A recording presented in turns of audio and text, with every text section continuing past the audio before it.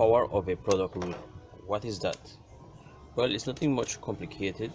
So I'm going to start by giving an example and then explain how we come with the power of a product rule. So let's consider, and this will be our first example, which we'll consider a problem like this: x y open close bracket to the second power. What does that mean? Well, it's just that it simply means that you have xy times xy. That's the main thing what it says, because everything here is the base and that is being squared. So therefore you would then need to multiply. So then you then use the product rule. The product rule in this case would be x times x, y times y.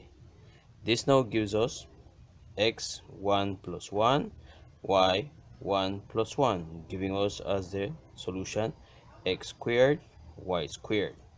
So what did we do? The power, this is here, of a product, which is the inside. So the inside is the product and the power is that outside. So this is simply the rule that says you are combining multiplication and power together. So let's start with some other examples. So that's all you will be doing. Now there's something, a shortcut to this, and I will summarize that afterwards. Okay, so consider an example now.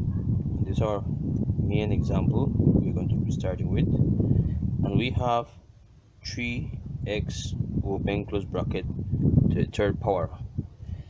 This simply means that everything inside, if you notice here, this was raised to the second power, this was raised to the second power, but something happened here.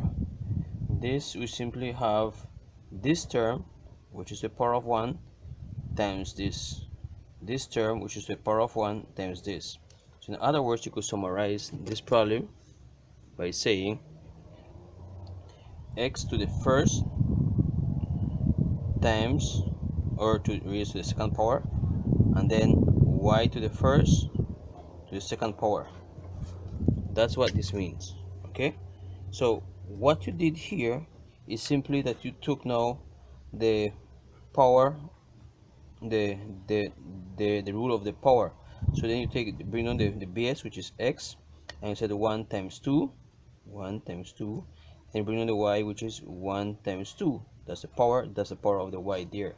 Hence you end up with x squared, y squared, which is the same thing. So now let's apply that same concept to our problem that we have in front.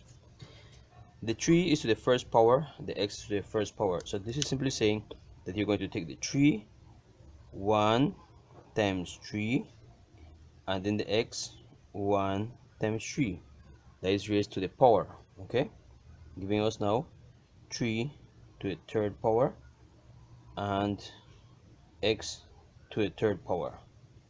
Okay, that's what we have ended up there. Now that hasn't been finished yet. That's not complete.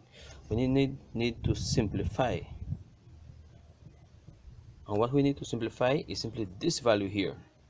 This is telling me that 3 is raised to the third power, which means 3 times 3 times 3. So this 3 to the third power simply gives me 3 times 3, 9 times 3, 27 x cubed, and this is our simplified solution to that problem there. Alright, so now let's go with the next one. So notice here, first let's just review this. We took the power of the 3, which is 1, times the power outside. We took the power of the x, which is 1, times the power outside, which is 3. So each one of them is being raised to that power.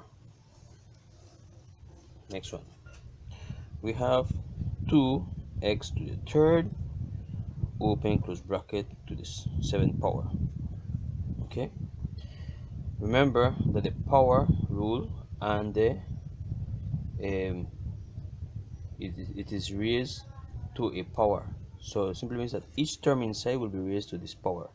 So we actually have 2 1 times 7, which is the power of 1, and x to the third times 7, giving us now 2 to the 7th x, well 3 times 7 will give us 21. right?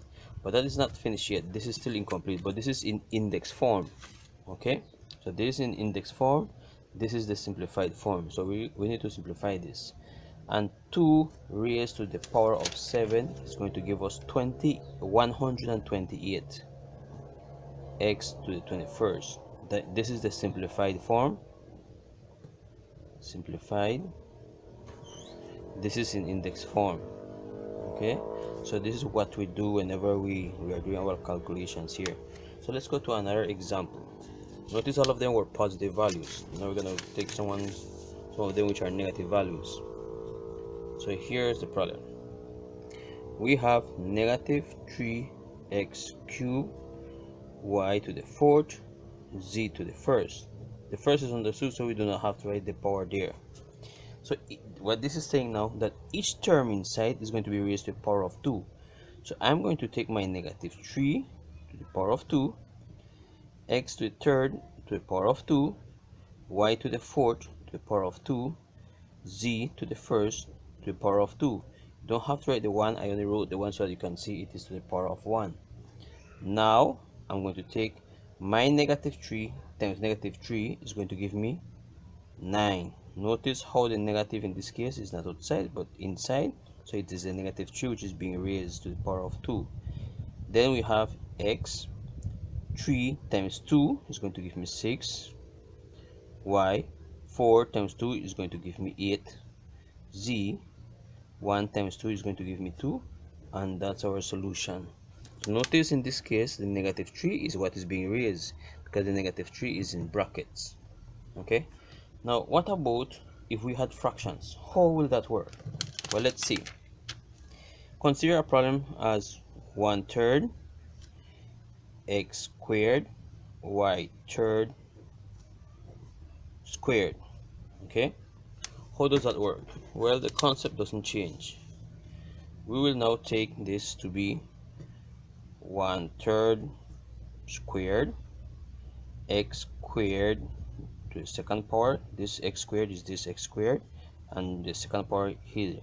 So we have now y cubed to the second power, giving us now, this simply means 1/3 times 1/3. Well, that is going to give us 1/9. And then here we're going to have x, 2 times 2, 4, y, 3 times 2, 6, and that's our solution for that one there. Okay, so it's not difficult, you just need to understand the concept. So what is this rule? Well, let's put it this way. If A and B are any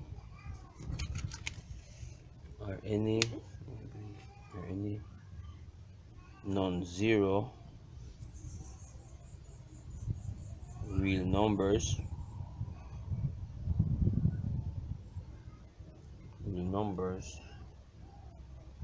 and n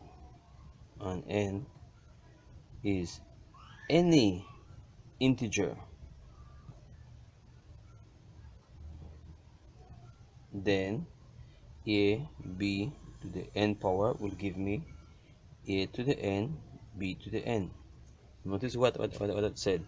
It is simply telling that if a and b, in this case here, which are in brackets, are any non-zero real numbers, which means none of them are 0, and n is an integer, which is up at the top, and remember this could be positive or negative, then it is simply taking each term inside, raising to that power.